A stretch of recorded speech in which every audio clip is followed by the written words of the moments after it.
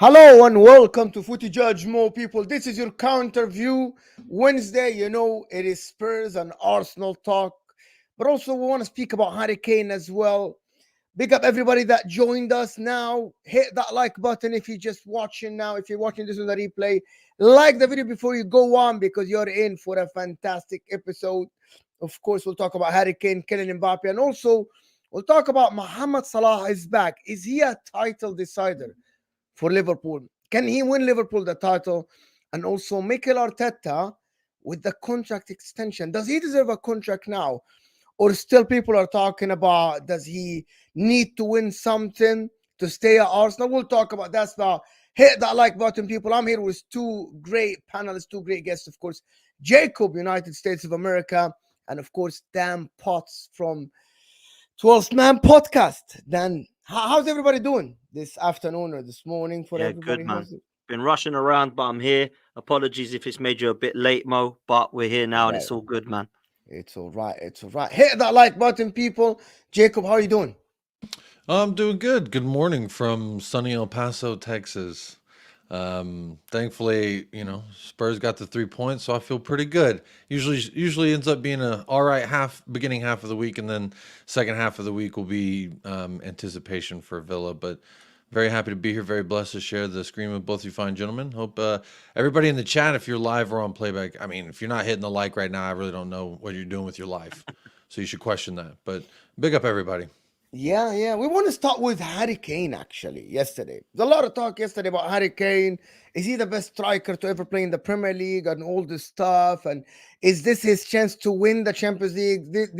They most likely will lose the league to Bayern Leverkusen, which is astonishing that after 11 years you sign Harry Kane and then you lose the Bundesliga for the first time. That's astonishing. Scoring a brace yesterday, again on the big stage, proving his worth, proving that he can do it. Jacob, this Harry Kane guy, though, does he still need to win something to be proven that he is the best striker to ever play, the best ever English striker or something? Well, I think to say that, sure. I don't know if I'm the best to speak on the historical aspects of best ever Premier League striker, but what I can speak to is that I think he is the best striker in the world, and he has been for quite some time. And to me, it's not just bias, even though he's just snitch leader right now. I still think he's the greatest striker in the world.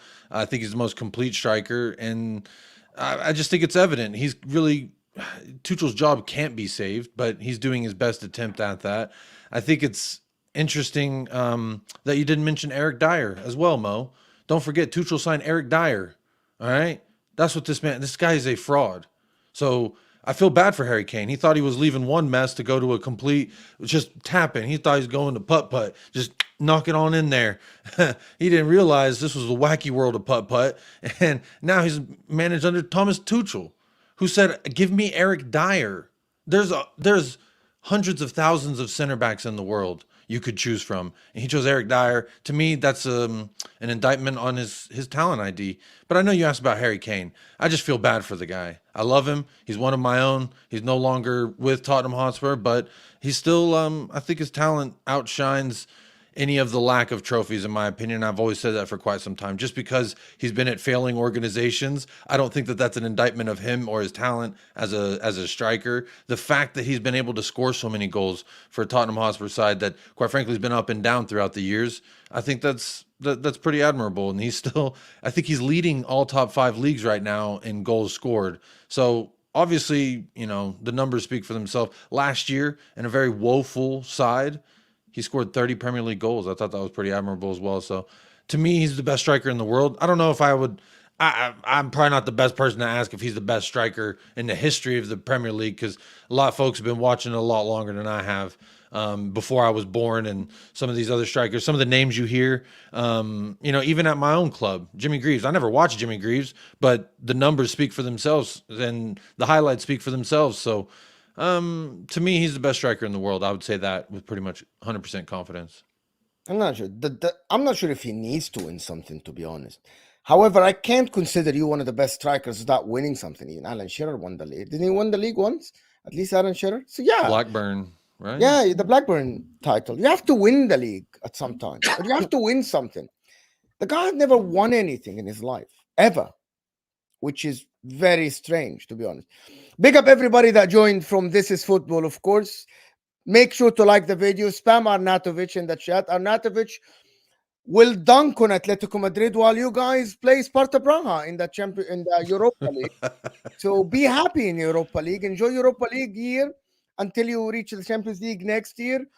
And pray that you win the league title in the year that Jurgen Klopp leaves Liverpool, because the downtime is coming for Liverpool Football Club. So spam Arnautovic in the chat, everyone, because you know that you're trying to rattle me while you play Europa League tomorrow. Be prepared to travel on a coach to Braga in the Czech Republic to play Europa League in the cold, of course, while we go to play in Spain, in the capital, in Madrid, like the big teams always play. So big up everybody joined from This Is Football. Make sure to hit that like button and make sure you win this Sunday against Manchester City, which we'll talk about it in a bit. So hit that like button. Listen, I went to rant about Liverpool here. But they're trying to rattle me. Oh my God. This Arnautovic is my player. Big up, Dan. That's not your first time on the channel, second time, right? A couple of times I think on here now, Actually, man. a couple of times. Yeah, we did the yeah. Arsenal show when it went Yeah, to 3 hours. Yeah, it went on forever. It was a good show, man. But yeah, listen, Harry Kane. I mean, I don't really know what much more I can say other than what Jacob said. All I will say, I think it's unbelievable that he left Tottenham for a team that was guaranteed a trophy, only not to be guaranteed a trophy. It's scary. If you think that Harry Kane went to Bayern Munich for his love for Germany, then think again. It was nothing to do with that. It was to go and actually win something.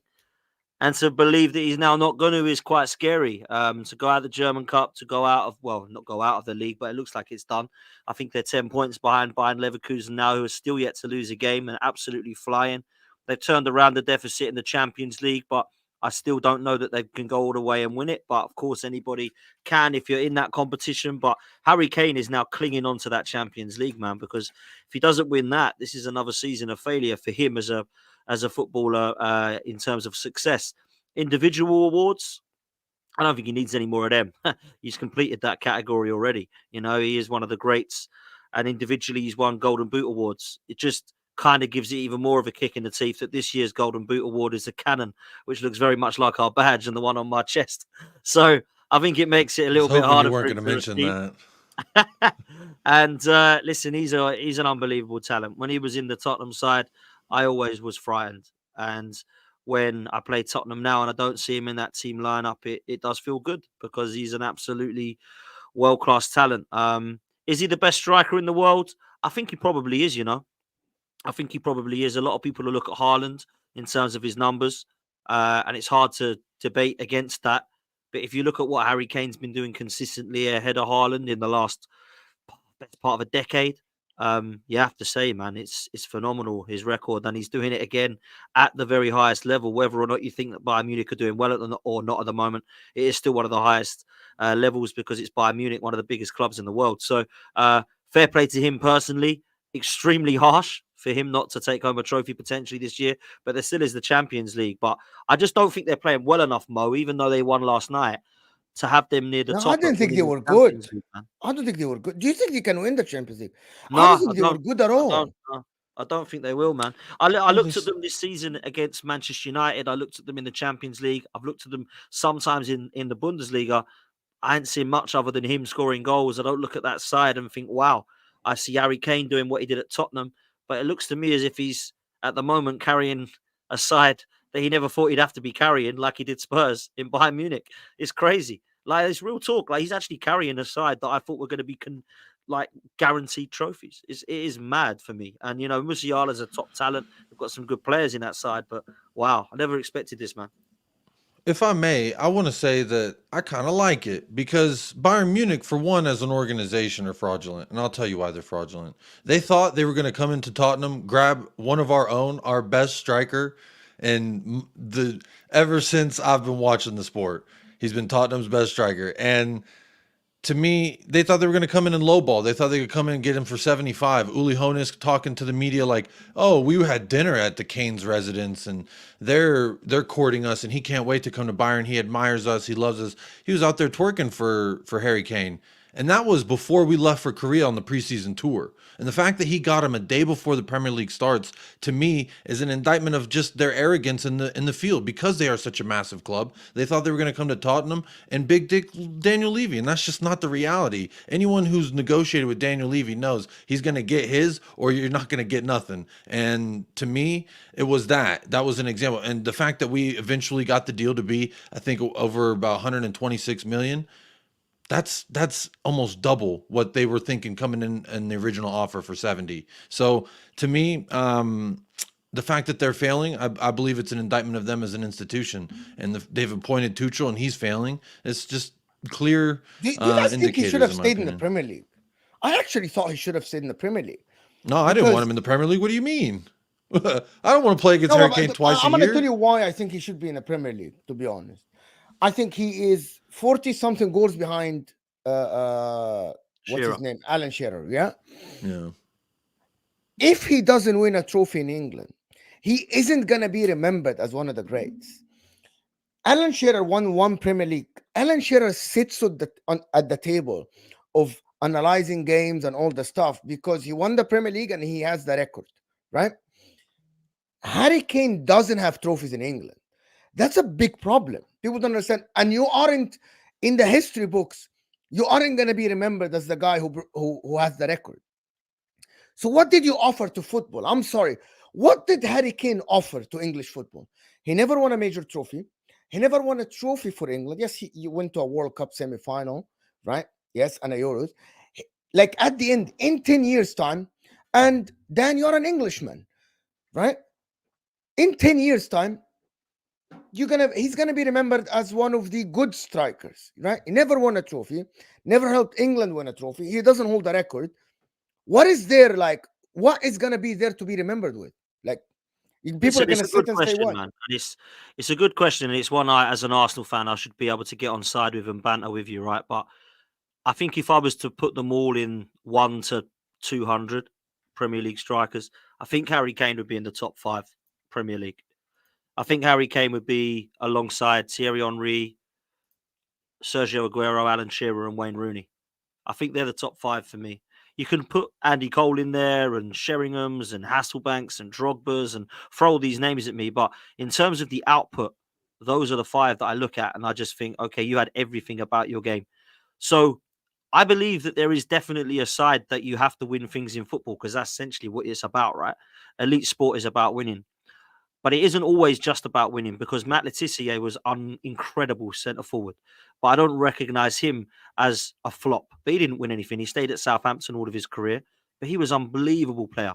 So I think Harry Kane, I'm not putting him in Matt Leticia's bracket because, as I just say, I put him in the top 5.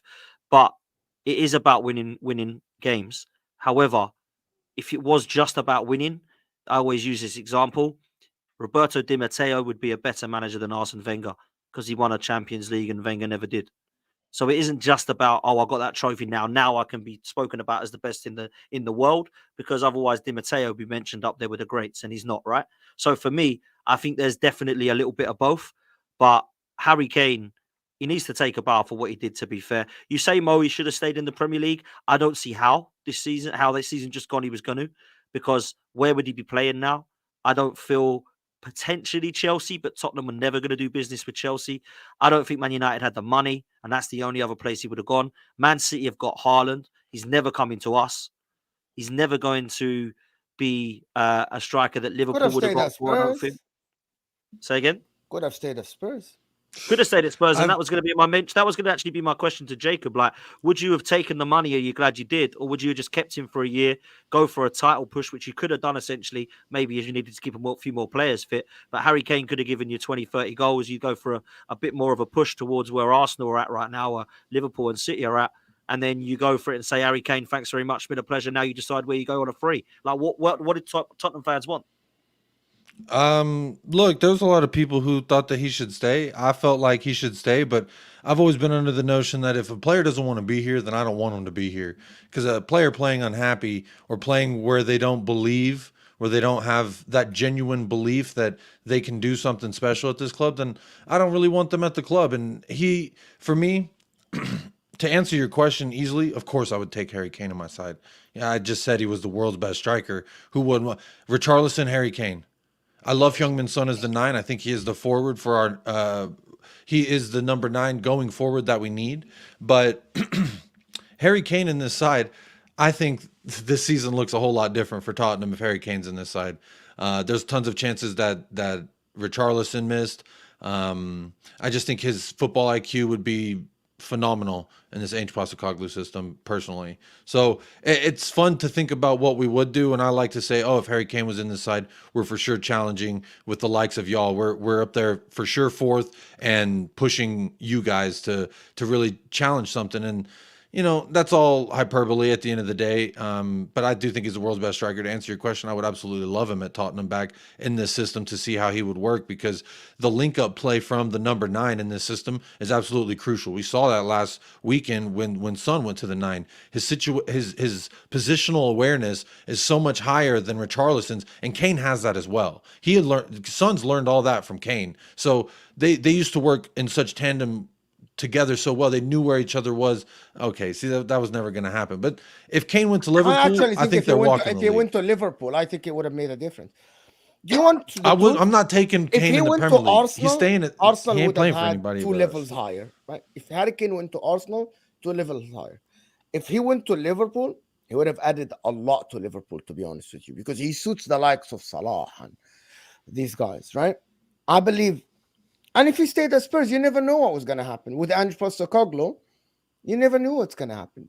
But again, I don't think Harry Kane. Maybe he'll leave Bayern Munich, Mo. Maybe he'll come back to the Premier League. Which is what a lot of people told me, Dan. Yeah, a lot of people told me that. A lot of people told me. Maybe he'll come home, Jacob. Maybe he'll come home to Arsenal. He's a big gooner. Maybe he'll come and to finish his career here. Come on. Maybe he'll come home and he'll finally win something with his boyhood club, Arsenal. No, there's not a world and a reality in which that's ever going to happen. That happened before. Jacob. I'm flying to the UK, and I'm preventing it. I'm physically going to be impeding this from happening if I have to. That's not going to happen. Worse. Will this be worse for you? This will be worse than the Sol Campbell, won't it? For sure. If that ever happened, that'll be worse than the Sol Campbell one, surely.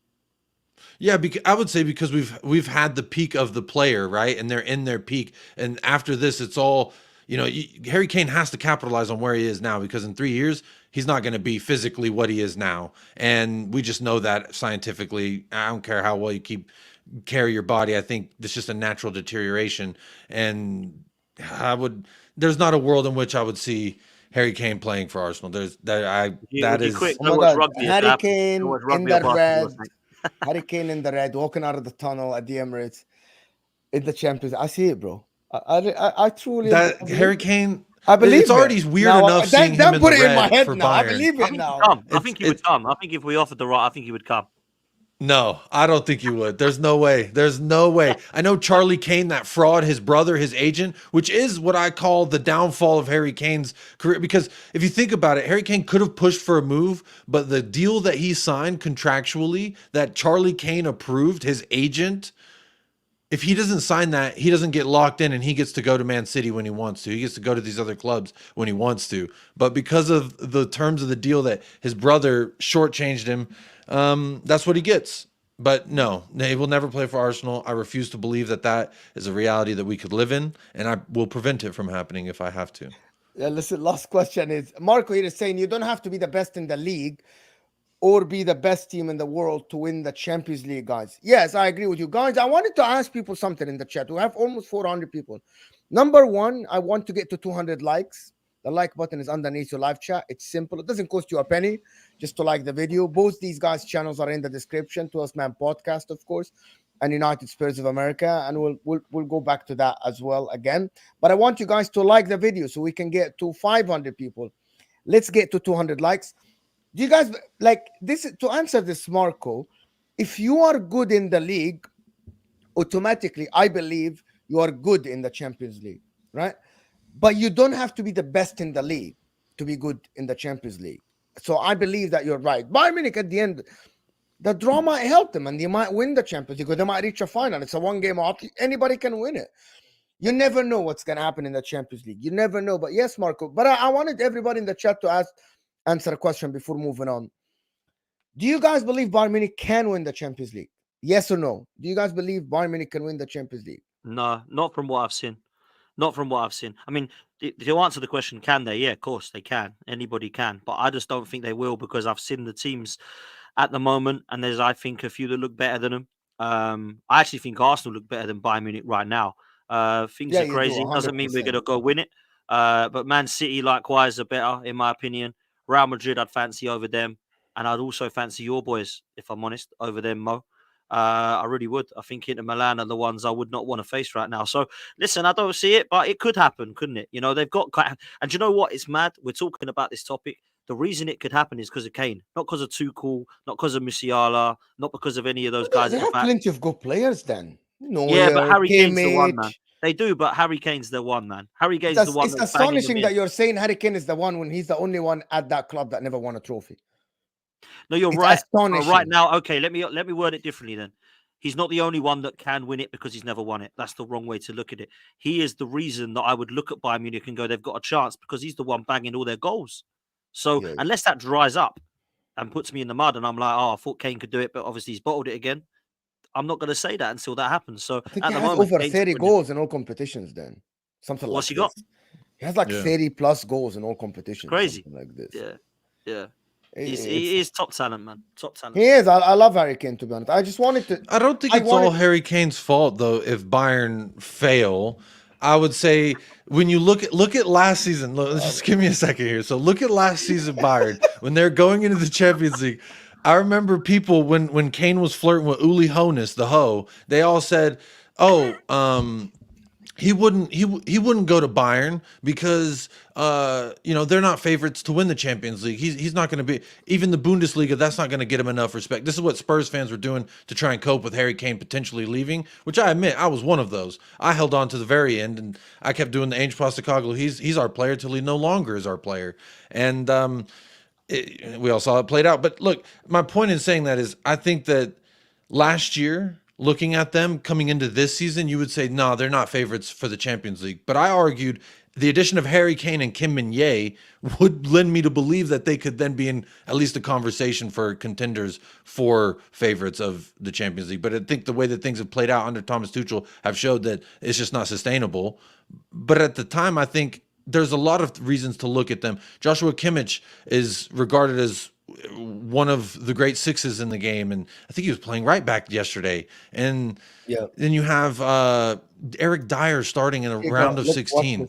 Mina is a Bayern fan. He's always watching the channel waiting for us to talk about Bayern Munich. He said Tuchel keeps playing Dyer over Kim and De Ligt. That's a joke. If that's true, that's a joke. That's true. They can't be healthy. There has to be some fitness. That's what I'm saying. There has to be some kind of fitness issue. Like Kim Min-jae was fit yesterday and Dyer played over him. This guy is a bozo, man. I don't believe Dyer has been a bozo for years. I can't believe that they even bought him. It is actually crazy. It's mad for me. Like they've got... No, he's not a bottle job. He's just a shit defender. He's not good. He's just not good. He's got a good frame. You see him and you're like, wow, as a defender, that might be a sturdy little center back. And then you see him stand there and he like has a couple clearances.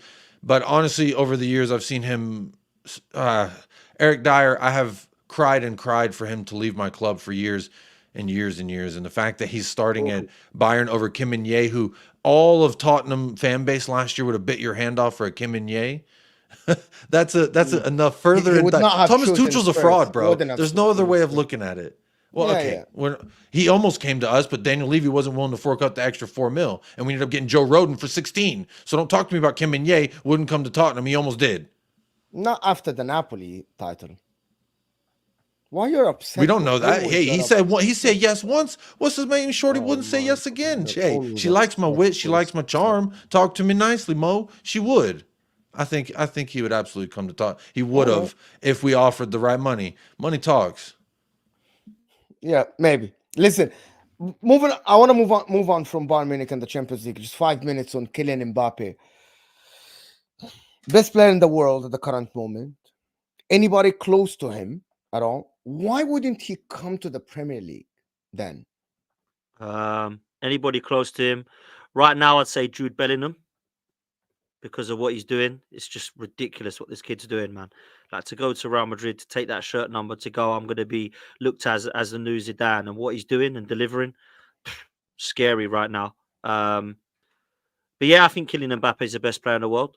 I think his heart is set on Real Madrid. Otherwise, I think he would. One, money talks. So if someone's going to offer him the money, he's going to be tempted. I'd love us to be in the conversation, but he's not going to come to Arsenal. He's going to go to Real Madrid. I think he's done, if I'm honest. I think it's a done deal. I'll be stunned if he goes anywhere else. Why wouldn't he? I think the clear and obvious answer is he wants to play for the best and biggest club in the world, and that is Real Madrid. They've all gone there.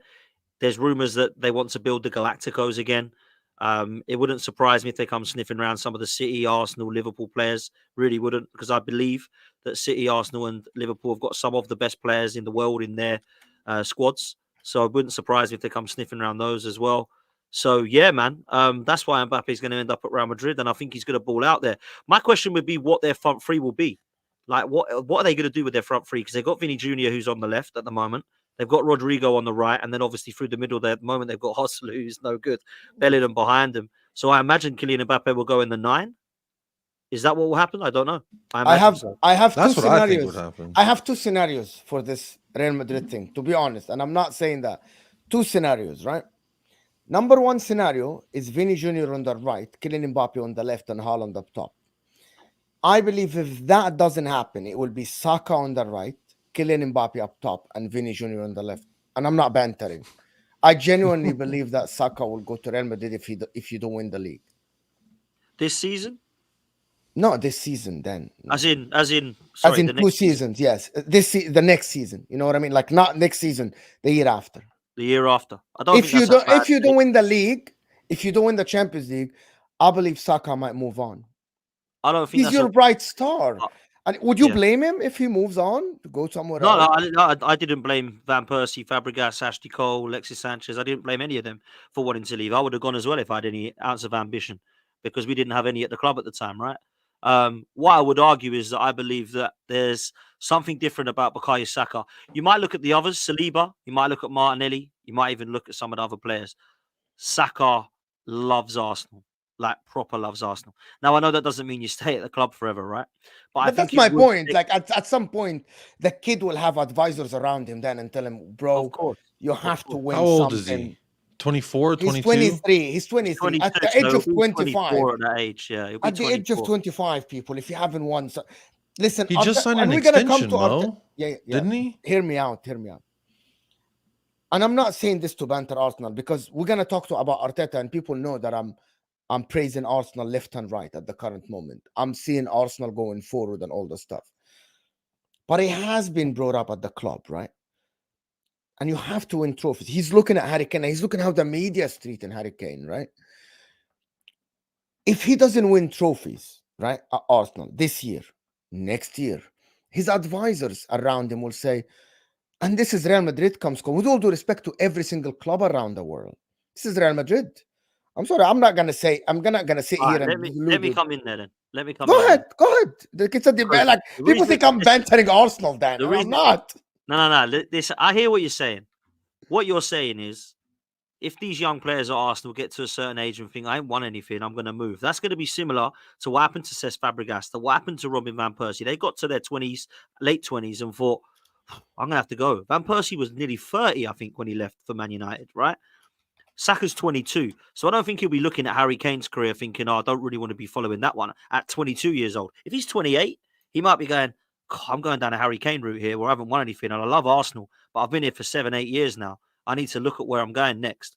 But at 22, this is kind of the start of this process, project phase, whatever the hell you want to call it. It actually annoys me when we still use words like that, because it's kind of ended now. But for me, it's now, right, the process is done. Now let's go deliver.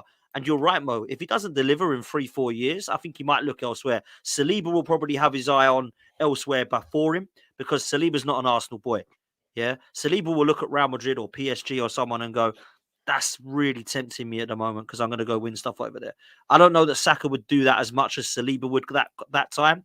But if Saka gets to 25, 26 and looks at that situation and scenario you've suggested and thought, crikey, I've been here since I was a little boy. I've been playing at 17 years old. I'm now 27. I ain't won nada. I might have to go. I don't think that's a wild take. But at 22 to say that, I don't know. I'm not saying this year, then. I'm saying this season is 23-24. 24-25, Saka will be 24, if I'm not mistaken.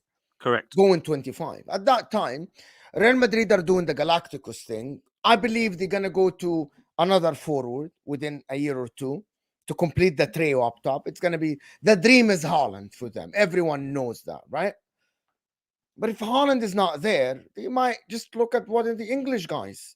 And but if they've got Haaland, if they got Haaland, they aren't going for Saka.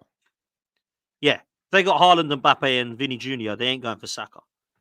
They don't need. Well, everyone needs a Saka in their life, but you get me. He's not going to go to a place where he's not guaranteed game time, in my opinion. So I think we're good right now. But of course, this is the what position does that goalier play?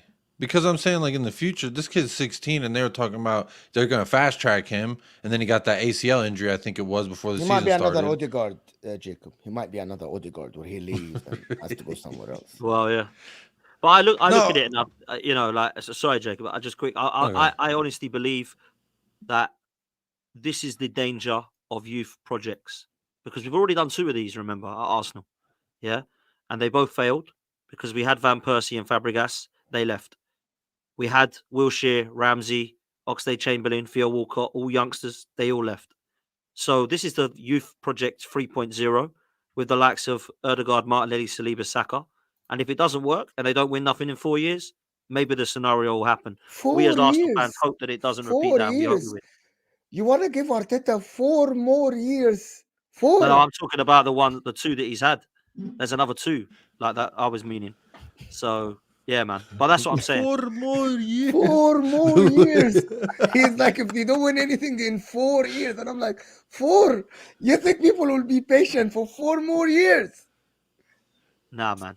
You know me. I'm not patient. I'm not even patient for I know you're not. You're old enough. You're not patient then. You've seen your club go I've been patient for 20 years now without a bloody title. 30 years without a European trophy, man. I deserve not to be patient. I've been patient enough. and that brings us to the next topic then. Arteta. Has he done enough? Listen, but people, there's over 500 people here. Can we get the likes up a little bit, guys? Can we get the likes up to 200, 250 is the minimum? Half the ratio, I think, would be enough. Half the ratio. A couple of super chats to do before we move on. No, one, Andrew here is saying, when they bought Kane, I said 3rd favorite. Not anymore, Andrew, for Bayern Munich. Thank you for the super chat. Not anymore. Because I don't believe they are 3rd favorites. I believe Inter are better than them. Real Madrid, Man City. I believe Arsenal are ahead of Bayern Munich. Did you watch? Bayern Munich could have been 2-0 down within the first 15 minutes yesterday. So their defense is wide open. So they're not great. And their midfield was wide open, bro. Eric Dyer. 2 words. Eric Dyer. You start Eric Dyer, you can expect to lose. They're lucky they have so much brilliance around him. That's what we didn't have. Enough brilliance around the dodo bird that is Eric Dyer. He's just out there. I don't get what he's doing other than just being there. Yeah. So Arsenal Football Club, Mikel Arteta. The reason why I wanted to speak about Mikel Arteta, because I was looking at some of the news yesterday, and some people were suggesting that, yeah, Mikel Arteta deserves to stay no matter what. I'm not sure where you are then with this, to be honest. You're playing probably, arguably, the best football in England at the current. I'm not going to say in the world, but you are part of the people that look at Arsenal. Me as Mo, as a new, I'm entertained. Like last year, the beginning of the season, like the first 28, 29 games last year. I look at Arsenal, I'm watching the games, I'm entertained. Full force Arsenal. It's very attractive, very direct, composed defensively. Has Arteta done enough for you, even if he doesn't win anything? Or you were like, yeah, he has to win something. Are you on that train anymore? People in the chat, I want you to get involved, please. Ask us questions, of course, if you're a member or a super chat. Appreciate you. Martin, of course, one of the mods, of course. Ask anything. Go ahead, Dan. Yeah, man. Listen, in 2024, Arsenal have been electric. I don't think anyone can deny that. Mikel Arteta has impressed everybody, not just myself. in this year, and I know we've only in March, but this year has been phenomenal. I've seen him learn a lot in that time. I've seen plan Bs, which I've never seen at Arsenal. I've seen plan Bs, Ben White inverting, Havertz playing further forward, interlinking with Trossard, Jorginho coming into the 6, Rice back into the 8. I've seen a lot of good things, man, and it's impressed me. He's not fallen on the Havertz sword because Havertz is working. He's not fallen on the Raya sword because no one's talking about Ramsdale. Gabriel and Saliba have formed an unbelievable partnership. Kivior looks like a very good left back right now when he didn't look like that before. Ben White inverting has taken his game to another level. Saka and Martinelli are now firing on all cylinders again. And Martin Odegaard is unplayable at the moment. So right now things are great. And absolutely, let's hope they continue. I've seen this before with Arsenal, so I don't get carried away by going, well, we've won the league, everyone just chill, and let's move to next year. We've got to get across the line. And if Arteta can get us across the line, he'll do something that is something that's proved what everyone doesn't believe he can do. And that's keep falling at the last hurdle. Oh, we're going to bottle it. We're going to fall at the last hurdle. Now, we can't bottle it this year because we ain't 8 points clear, right? We've been chasing the pack this year. But we did last year. We bottled top 4 the year before that. I know for a fact, I don't have ITKs, but I don't mind clipping me up if I get this wrong. I know that he's already signed a new deal and I know that he's staying at Arsenal, right? So Mikel Arteta is going nowhere, people. He is staying at Arsenal. The deal's done. He's already signed it. Stan Kroenke wants him. The board want him. Him and Edu are sorted. They've already looked at their summer. They want Barcelona want him, don't Mikel they? Arteta. Say again, Mo. Barcelona want him a little bit. I heard Barcelona was. I don't know. I think PSG wanted him. Barcelona wanted him. There's other clubs coming in for him. Apparently, he's staying, and I think the Kroenkes like this project. Now, there's some people that are cool with that. Some people love Mikel Arteta. They think this project's amazing. They think it's going to take us to the top. Some have concerns, and some are the complete other way, and they're like, "Get rid of this guy. He ain't good enough." Right? I think there's context this season as to what happens with Mikel Arteta or what deserves to happen with Mikel Arteta. If we don't win a trophy, you can say he's failed again, get him out. And that's fine if that's what you believe. I've got no problem with people believing that. I've got no problem with people thinking, I don't care if he didn't win anything. I still love what he's done. I'm giving him another chance. And I've got no problem with that. Where I'm at is this. There's got to be context as to why you haven't won something this year. And 2 of those trophies I can't really forgive him for. And 2 of the trophies I could potentially, if we get to see it, of course, forgive him for. Now, if we come third and we're 12 points, 15 points off of the winner, and we go out to Porto, I think there'd be justification to consider his position, of course. But if you're telling me that we're going to get to a semi-final and lose to Real Madrid, the Kings of Europe, and miss out on the last game of the season to a Man City side who have just won a treble, I think it'd be incredibly harsh to go, right, he's clearly rubbish, get him gone. So when you look at the job Mikel Arteta has done to allow Arsenal to challenge, it's been great. He's completed it. Yeah.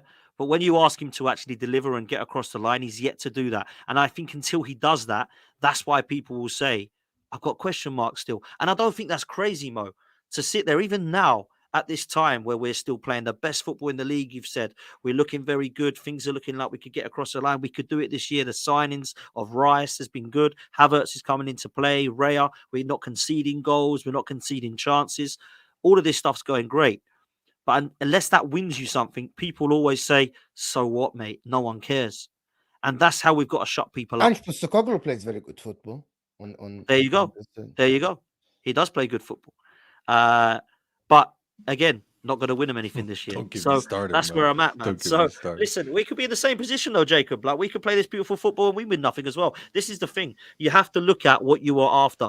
Are the other fan base happy with just floating around Man City? Or are they happy with winning something? That's what we got to ask. And if the majority of fan base go, I don't really care what Arteta does, he could lose all the rest of his games. He's still the guy for me. That's cool. That's your opinion. My opinion is until he gets along across the line, I'll always have my doubts that he can do it. And I don't think that's crazy. I think it's justifiable. I've seen him, drop the ball at the last minute in the last 2-3 seasons. He won an FA Cup. And since then, with a team that he spent £700 million on, he hasn't been able to get us across the line. Oh, sorry, it's 600 million. Someone corrected me the other day. Wow. Okay, 600 million then. So I feel when you look at it, it really is that simple for me. Get across the line, process complete, project, process, phase, call it whatever the hell you want. Win the dog out if you want. That's fine by me. But until you do that and get across the line, I'm going to have my question marks, man. I'm going to have my concerns. That's where I'm at, man. Wow. Guys, let me just ask people in the chat before I go to Jacob on this. Do we think Arteta did enough for him to deserve a new contract? Just simple. It's a yes or no answer. Just yes or no. Has Arteta done enough to deserve to stay at Arsenal for another year or something? And then I'm going to ask that question to Jacob. You were calling him an imposter earlier. I think. Well, yeah, it's fun. It's fun, isn't it? You know, to call him a fraud and an imposter, and that he's, you know, little kid who finally got to eat at the big boy table for Thanksgiving, and that's what he's been doing these last couple of years. Yeah, that's fun, but their form in England, specifically, I say in England because in Porto it wasn't great, but in England their form is fantastic. I mean, how many goals have they scored in the last 6 games? I think it is 7. Dan probably knows the number. I don't know. I stopped counting. Yeah. I had to turn off. Crazy. This I'm very objective and very unbiased, but I'll be honest. The last 2-3 matches I was watching of Arsenal, I had to turn it off. It was disgusting. I didn't like what I was seeing. All right. There was 4-0, 5-0. What do I need to watch this for? This is disgusting. So for me, Arteta's clearly doing something right. And what me and others critiqued him on last season was they got out to a great start and they fell off at the end. This year, they remain in and around, and then they pushed at the end when they were lacking last season. And to me, the expectation for Arsenal has always been that they should, keyword should, I don't want, but they should win the league. You led the league for 90-some% of it, and then you went and you spent $160 million on 2 different players. I'm not even mentioning Yuri and Timber because he went out in the preseason, but you go and you get these 2 players that you're like, these are my guys, they're going to push us over the line. This is what they should be doing. Now, I don't know about the 6-0 and the 5-0. Some of these teams just laying over like a puppy dog getting his belly rubbed, but that's neither here nor there. That's just my conspiracy theory. I'm trying to cope, but I don't want them to win the league. I don't think they will win the league, but right now it's hard to debate the fact that they're the most informed team right now. Why don't you think they will win the league though? Like, why? I think Klopp and it's hard to rule out Pep for me. I just always feel like City are the favorites until they're not, because City they're those guys. You think you have it, they take it from you. Arsenal thought they had it. City was on their tail the entire. So to me, and honestly, Dan's had probably some of the most balanced takes on Arsenal and Arteta, and I just want to say, like, I respect that. I respect that you have a very balanced take on your manager and the juncture where you're at in the club, because honestly, I could see where he's at with it. You need to be proven that you can hang with Klopp and Pep, and this is the season to do it. It's a 3-horse title race, and you were in it. You kept your club in it, and you've pushed to help keep accelerating the fact that you are in it. When clubs like me and Aston Villa and United are dropping points, getting draws when you should be getting 3 points, and y'all are getting the full 3 points off of these banana peel games, that is what you should be doing as a champion contending side. So I'm trying to be as objective as possible, Mo, and it's really making my skin itch, but I see why Declan costs so much money now. In the beginning of the season, I didn't. I thought he was just a spicy Højbjerg. Now he's an extra spicy Højbjerg with a side of tater tots. Okay. But look, respect. I give credit where credit is due, and they have been doing very, very well. They broke a record. I think no club has scored over 5 goals in 4 consecutive games, some shit like that. So, hats off to him. When you're doing things like that, when I'm literally turning my TV off because I'm like, well, I'm done with this. I'm done watching them score goals. I don't care how much it ends by. And I guarantee I'm not the only Spurs fan or London rival that's going through that. So it's very frustrating, yes. If I'm an Arsenal fan and I have friends like TJ Warren TV. He's huge Arteta out. And no matter what he does, he can't do nothing right in TJ's eyes until he wins something. Because he's like, what is this 6-0 worth to me if we go and get 3rd place or 2nd place in the Premier League? That means nothing. So I see where they're coming from, and I respect that angle of it. But at the same time, if I'm an Arsenal fan, you got to be enjoying what Arteta is doing for your club right now. What your forwards are actually scoring. Well, that's crazy. I know it ain't Gabriel Jesus. Movement is bullshit, bro. Like now. Well, no, to have it now is bullshit. I think a flexibility of thought is needed And a flexibility of emotions is needed as a fan whenever you're in this position where it's like, okay, do I continue to back my manager even though I don't quite like what I'm seeing? Or do I say, okay, I believe my, like what Dan was saying, I believe my manager, even if he drops 3 results in a row, I still believe my manager to go out there and get it done. And in the beginning of the season, you could say that there was a lot of reasons to question Arteta. They were dropping results. I think you lost to West Ham. You drew to a 10-man Fulham or something like that, or Forest.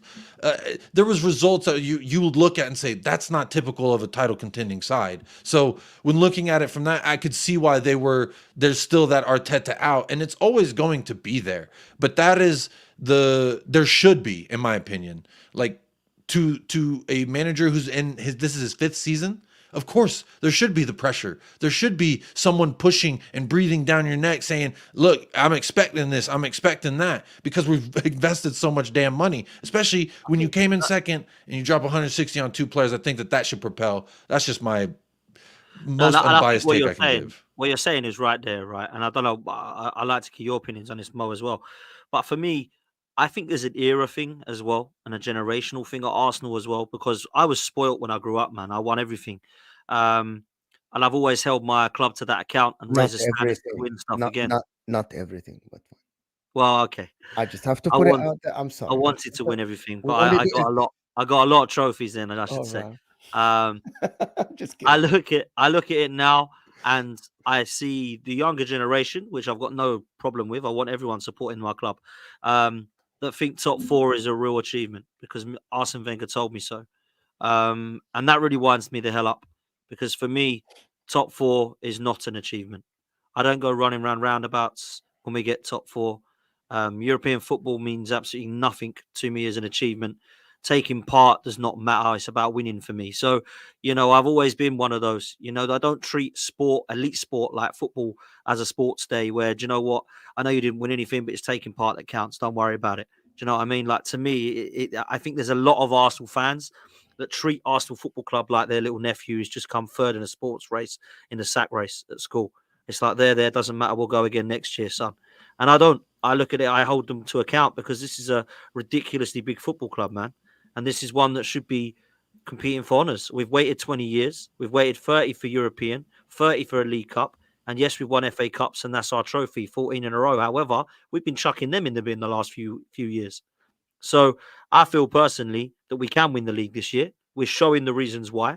We're delivering on the pitch. We're demolishing teams. We scored 31 goals just in 2024. Manchester United have scored 37 the whole season. That's how electric we've been, right?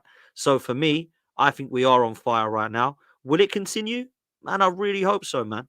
I really do. And some people don't like what I say. I don't care, if I'm honest with you. Some people don't like it. They think I'm harsh about Arsenal because I hold them to a standard that I believe that we should be held to, man. Our club right now, if we was to sell it all, we'd get the most money other than Man City in the world, which means we should have a half-decent side. We're the 3rd favourites or 4th favourites, I think, whether you believe Bayern Munich are 3rd favourites to win the Champions League. That means we're a decent side. We're up there to win the title. That means we're a decent side. So none of this doesn't matter if we come 4th, doesn't matter if we're out against Porto. We've still got a great future ahead of us. We'll just keep spending money until we can get up there. Nah, man, let's hold them to account if we don't do it. That's the way I believe it should be. I disagree with this, but context is key.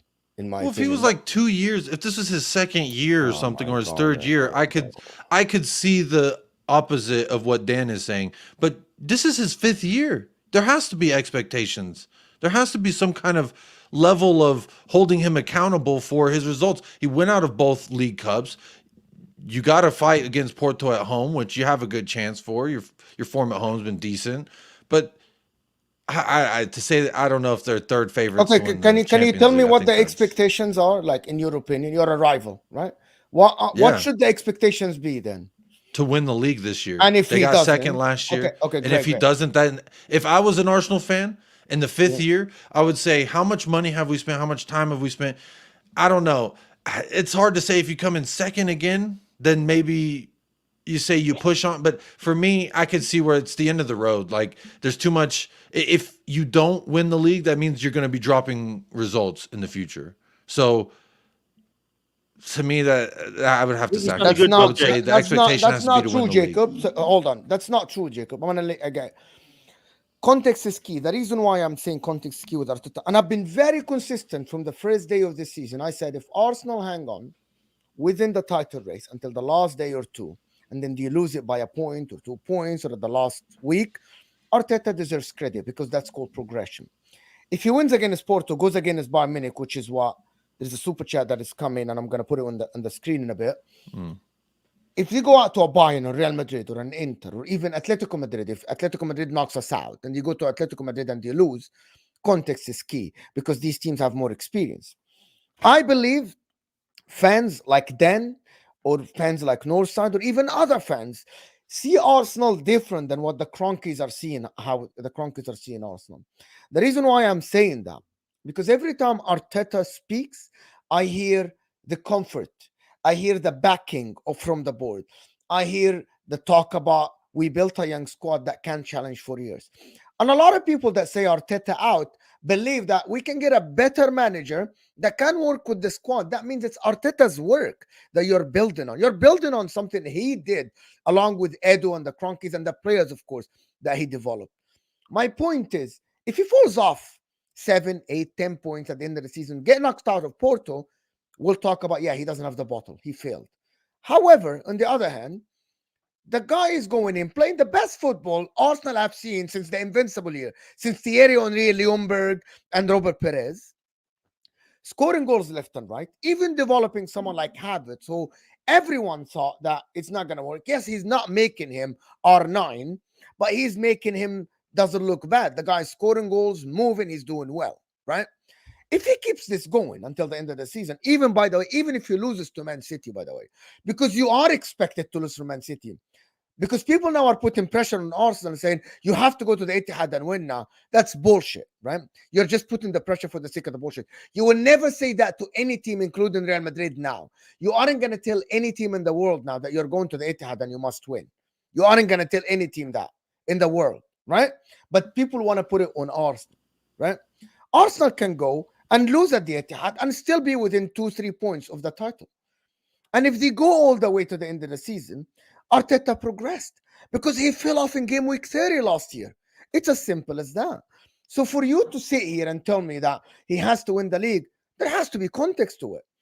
Listen, he changed the way he played lately. Arsenal are very quick, very direct, very flexible lately in the game they play. Look at how they played against Liverpool, different than how they played against West Ham, how they played against Newcastle. He's changing the way he plays. Credit to him for learning. It's his first job. He got the team in the first 2 years. And by the way, I watched a lot of videos yesterday about it. And I actually forgot that Arteta took over in a pandemic, right? When there was not a lot of movement and a lot of money. So people have to put that in context, right? It's all about progression. I get people say, oh, win or leave. What does that mean, win or leave? You don't say context. that. I said there was context somewhere, context, right? Are you talking to me or Jacob when you're saying this? I'm talking to the people that say if he doesn't win even within 2 points of the league and he gets knocked out. I never said that. I never said that. I've seen it. I've seen it. Oh no! I thought you was coming. You was putting them questions to me, and I'm like, did you not listen to what I was saying the whole of this time? Because that is not what I said. Maybe Jacob did, or maybe some of the people in the chat were saying it. But I said there's context, right? Did you hear me say that, Jacob? I did, yeah. I said there's context to it, yeah. Yeah. There we go. You never said context. I don't know if you said that, Jacob, but I did. No, I just misspoke. Then I said that if he came in second, then like maybe I'm as a fan would say you give him another shot if he actually genuinely competed. Then I think that you should still give him another shot. I would at least ride it out for another year and see what happens, because clearly you're there. You've punched there twice in a row. Then that would indicate you're in and abouts. And I agree with Dan in the sense, like, you don't want a fucking participation trophy just for coming in second against the GOAT manager right now. There's some say arguably this generation, maybe of all time, been Pep Guardiola. I think it's debatable, but to be competing with him 2 years in a row, this is how This is how Klopp started earning so much respect. It was like, damn, he's keeping up with Pep. He's keeping up, and then he won a league, and that's, I think, as from an Arsenal perspective, what you would at least want as well. So sacking Arteta if he comes in second and genuinely pushes City for that first place spot, you would have to ride it out again and see what you. This 100%. fraud. This guy's a fraud. Big up Sod from the Football Corner 97.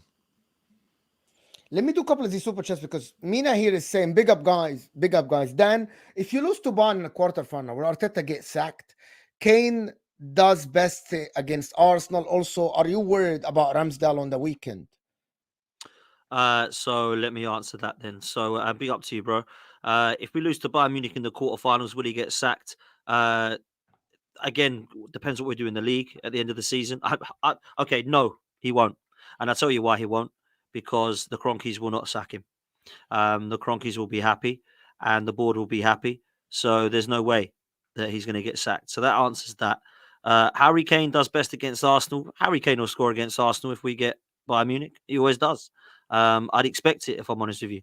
But I still think we'd get across the line against them in 2 games. And Ramsdale at the weekend is going to be playing because obviously David Raya can't because we've got Brentford at home. So Ramsdale will be playing his last game in an Arsenal shirt, in my opinion, because I think he's going to go in the summer. He's not going to sit on the bench. I'm not happy. You're playing Brentford at home. You should be winning 4 again. Yeah. 4 goals again. But we should be good, man. Yeah, we should be all right. Thank you, Mina. Appreciate it, Mina, for the support. Yeah, we should be good, man. Content. Big up Mina Jack for the Kane Rabbit. hat trick prediction. Yeah, Content Jack Rabbit. Thank you for the super chat. He sent another one. Is saying, Lola, how can any sane Arsenal fan want a new gaffer?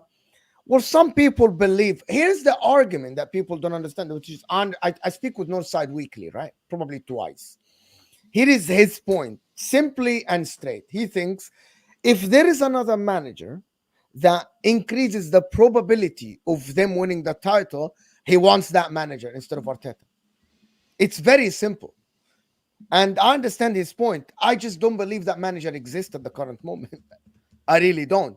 There is only 2, which is Pep and Klopp, but they aren't coming to Arsenal. So logically, Arteta's in. Martin, thank you so much, Martin, for the support. Anyone Arteta out during the title race is working against us.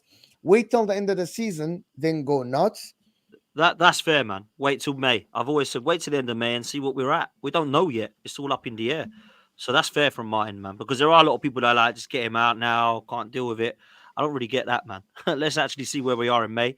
And then if you want to go nuts, as Martin said, and decide that we're not good enough, then have that discussion in May.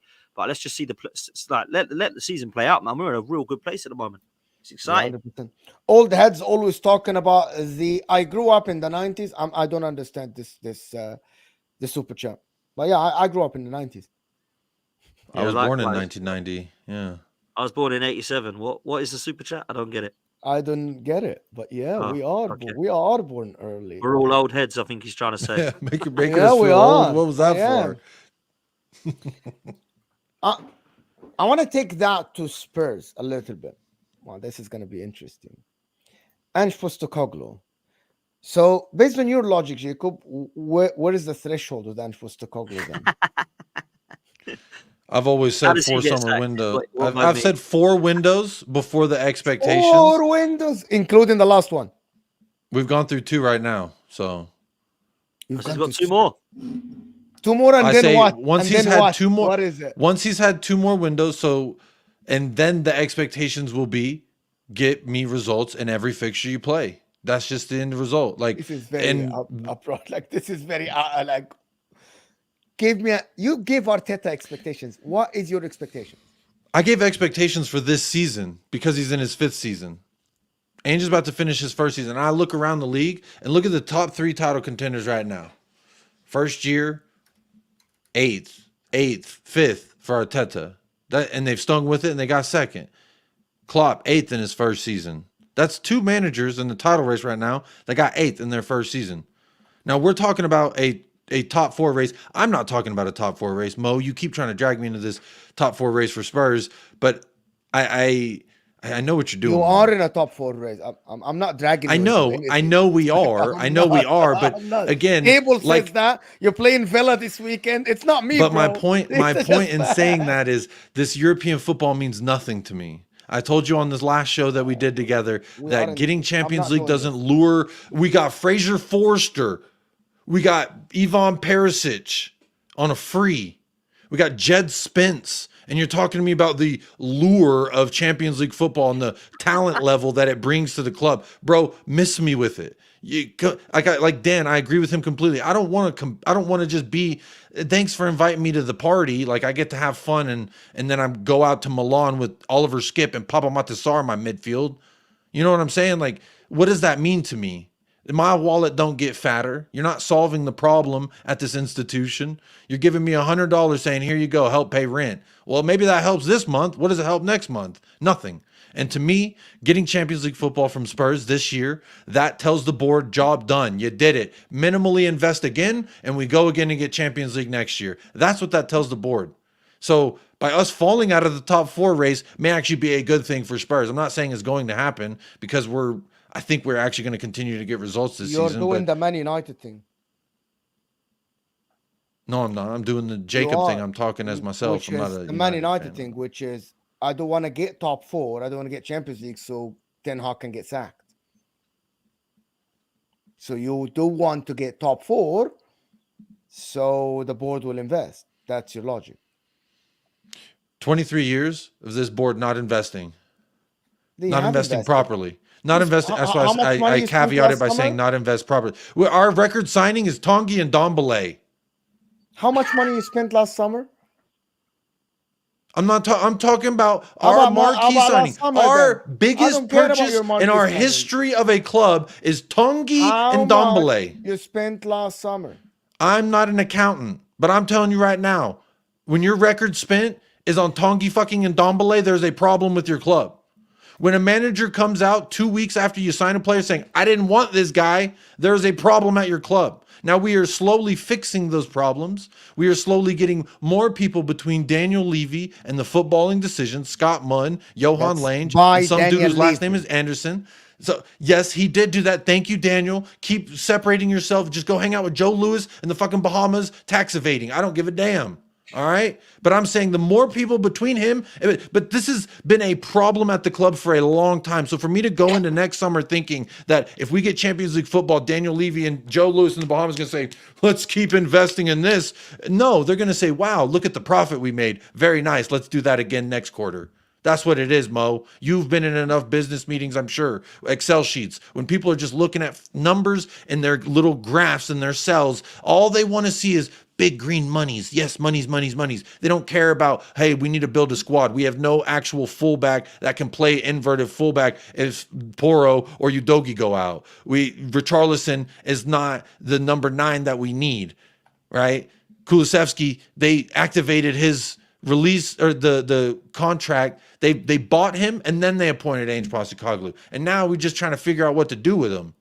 So this is my point. Things are in shambles. We're slowly sorting things out. And then people said, oh, wow, Spurs expectations got to be changing now. And I said after 10 games, I said, it's going to be a fantastic first part of the season until people get privy to what we're doing. When it's unknown, it can work in your hand. But once you have 10 games of game footage for the top tier managers to dissect, things are going to get different and you have to adapt. And we've been working on that adaptation. Now to see Ange Postecoglou with a full squad after 4 windows, I would say if we continue to invest the way we did this summer, the way we did in January, we do that 2 more windows and bring in first like starting caliber players. We brought in James Maddison, Vicario, Destiny Udogie came back from loan. We brought in Van de Veen. That's 4 names right there that is on the first 11. That's what we need to continue to do. So you want your club to spend $500 million before you see I didn't say we have to spend all this money. I said we need to invest properly. Investing properly, 30-40 million in Van de Veen, that's a great investment. Vicario, 17 million, fantastic investment. Destiny Udogie, Papa Matasar, these are 2 players we bought very low, loaned them back to their parent club, and then brought them back after a year, put them on another deal, and now it makes it harder for them to be sold. We've been doing some good business lately. We just need that to continue. That's my fear if we get Champions League this season, that Daniel Levy's going to resort to old head of what he also used to do, which is yum, money, sweet Champions League juice. Give me some more, please. That's all he cares about, the money. He don't care that we're challenging. He don't care about the fans going here, there saying what our expectations are. He don't care about that. He care about the money. I'm gonna ask Dan a question, simple question. Arteta is not his 5th season, stop the cap. This is his 5th season because he came in 2019. Four and a half, they'll say. That's what he's trying to If say. when Yeah. like if he finishes the season be 4.5. So yeah. Then do you see Spurs challenging at all? Like for me, I see Spurs with Ange Postecoglou going another step. I see Spurs doing that. Did you see that? I hear a lot talk about Spurs, and it might not happen. It might. I don't know your final opinion after watching them for like 3/4 of the season, to be honest. Yeah, man. Listen, injuries destroyed Spurs. They were on a great run. I always said that injuries would destroy Spurs. I never looked at the squad and thought it was anywhere near strong enough. And when the people were saying they were in a title race and that they were comparing the side to Arsenal's and Bissouma was levels above Rice and Richarlison's better than Jesus and all this, I just kind of laughed at it and humoured them for a bit because we get this quite a lot with some of the Spurs fans. I think Ange Postecoglou's done a fantastic job on and off the pitch. If I'm honest, so far, I've been really impressed with him. I think he comes across fantastically well in the media. I think he's a very likable guy. I think he's taken to the fan base and the club really well in his first year. And I think the fans really genuinely like what he's saying and doing. I think the signings and the recruitment has been nothing but hits. Vicario, Madison, Van der Ven. Udogie, I know, was kind of one before and Porro before, but they've both been hits. Bentancur and Kulusevski under Conte were hits. I know they've been a bit quieter of late and they've had some injury problems, but they both looked like they were going to be good players. Yeah, Spurs are maybe 6-7 players away from trying to look to compete and get to that next level, in my opinion. So maybe in another transfer window, they can get a few more hits in and they might surprise a few. But Daniel Levy, I think, has done some fantastic things at Spurs. I really do. But I don't think that he's ever had the ambition to take them to the next level. I have a cheeky question to end the show. Do we think Ange should leave Spurs if he gets an opportunity at Manchester? I know you would say that. United? He's not leaving for United, bro. If Manchester United under the new structure. Oh my God. To coach Ange. Do we think he should leave? First of all, we have I'm not going to ask you, Jacob. I'm not going to ask you because you're going to say no. I'm going to ask Dan. I'm going to say, okay, I'm going to ask a question back to it first so that I can answer it. What clubs? Give me some clubs that are going to try Barcelona, Manchester United, maybe Juventus. No, maybe Juventus if they leave Allegri. Chelsea. Chelsea is very tricky because I'm not sure if he goes Chelsea. Chelsea is a different category. I actually don't think he should leave. I actually don't, because I think what he's starting right now has been quite good at Tottenham. I don't look at Tottenham by any means and go, oh my God, I'm scared of them. Wow. But it doesn't mean that I won't. I've looked at them before and I've been scared under the Pochettino side they had. I thought, wow, this is actually a really good side. Now, I never looked at Pochettino and thought, you are elite. And trust me, I think he's proved that quite quickly that he's not. I think for me, when you look at what Postecoglou's done, it's been a good start. And I think you'll be happy there, man. Just keep it going. I think they are quite a few players away, in my opinion. I say 6, 7, maybe they're more. I don't know. I rate some of their players. I think they've got quite a good first 11, Spurs. Other than that, I think they're in trouble. And the Daniel Levy situation, just quickly, I mean, in my 36 years that I have now been on this earth and the 30 plus years I've been watching football, I've never seen Tottenham going for a title, but I have under Levy. I've never seen them with the best stadium in the league, but I have under Levy. I've never seen them going for a Champions League final, but I have under Levy. I've never seen them with the best youth facilities. I have under Levy. Fantastic. But they also haven't won anything. So if you want to go to Tottenham and you want to go and have a go in their go-kart track or go and turn it into a tourist attraction, Daniel Levy's your man. He's the guy to get. If you want some nice, pretty things at a football club, Daniel Levy's your guy. And I think that Tottenham in some ways needs to be thankful of what he's done there, because he's certainly done some good things. Good memories under Daniel Levy's tenure. Is he going to take him to that next level? I haven't seen the ambition from him yet. Top 4, I'm happy. Don't worry about anything else. Just get me the money and we're happy. That's what it looks like for me. I see his point, and I am thankful for Levy for the stadium. I am thankful for a few things. But overall, I'm going to quote an American football coach here. You play to win the game. And if we're not putting ourselves in the best position to win every game we play, then to me, we're failing as a football club, because it's Tottenham Hotspur Football Club, not Tottenham Hotspur Entertainment Arena, not Tottenham Hotspur fucking go-kart F1, whatever the hell you want to call it. It's not what we're named after. It is a football club first and foremost. And the further we stray from our history, the further we go into this VR virtual reality fan club thing that we're doing. So to me, fix the football. All the rest of the stuff is fine. I don't care if we have the biggest cheese room and bar. That's cool. It's fun, I guess, for the attraction of, like, when I go to London, I'm going to have a hell of a time. I'm going to spend 3 weeks touring and go-karting and all the shit. But what does that mean for my football club? It means nothing unless we actually invest properly. The keyword, properly. That's what I need. Yeah, 100%. Listen, people, this has been absolutely a fantastic show. Stay here. Don't go anywhere. This will take you to the football terrace where I'm there with Terry and Lawless. I don't know what we're talking about, to be honest. I just looked at the title, and we'll see how it is. But also, 12th Man Podcast. In the listen, we have over 550 people here. 12th Man Podcast. Dan deserves a lot of love, so go subscribe. And also, United Spurs of America, Jacob, with all the rants, the fun you hear here, absolutely fantastic guy, one of the best guys out there on YouTube.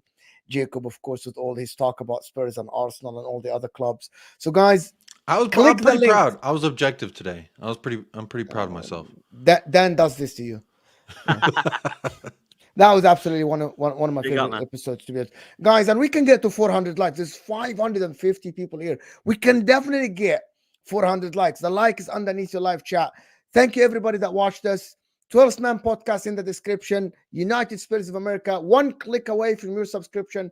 Go like the last video, last 10. It doesn't cost you a penny, but it helps us and it helps the channel massively. Thank you for everybody that super chatted me, supporting the channel, sharing it. Appreciate you guys. Big up everybody that joined us, and big up everybody. Mina Sidhom, Marco, Andrew Wright, Content Jackpit, Martin, of course, and Banter on the pitch. Appreciate you guys for super chatting, and we'll see you guys soon. And we're out.